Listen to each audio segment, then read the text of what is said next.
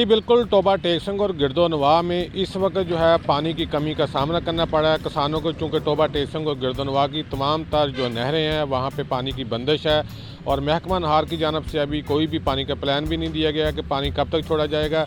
पानी की बंदिश की वजह से किसान काफ़ी ज़्यादा परेशान है। इसके साथ साथ जो गंदम की फसल है, बगात हैं, वो भी शदीद मुतासर हो रहे हैं। इसके साथ साथ अगर शहर में पीने के साफ़ पानी की बात की जाए तो टोबा टेकसिंग के जितने वाटर वर्क्स हैं वहाँ पे भी पानी जो है वो इंतहाई कम है। लोगों को पीने के पानी की भी शदीद किल्लत का सामना करना पड़ा है। गाँव में अगर देहात की बात की जाए तो वहाँ पे भी किसान जो है काफ़ी ज़्यादा परेशान है। जानवरों के लिए जो पानी है वो भी नियाब होता हुआ दिखाई दे रहा है, चूँकि एक माह से ज़ाहिर का अरसा गुजर गया है। टोबा टेकसिंग की तमाम नहरें जो हैं वो मुकम्मल तौर पर बंद हैं, जिसकी वजह से बगात जो है वो शदीद तरीन मुतासर हो रहे हैं और गंदम की फसल जो है वो मुतासर हो रही है। किसानों का और शहरियों का यही मुतालबा है कि फ़ौरी तौर पर नहरों में पानी जो है छोड़ा जाए ताकि लोगों की जो ज़रूरियात है उसको पूरा किया जा सके और जो फसलें मुतासर हो रही हैं उनको पानी जो है फ़ौरी तौर पर फराहम किया जा सके। जी।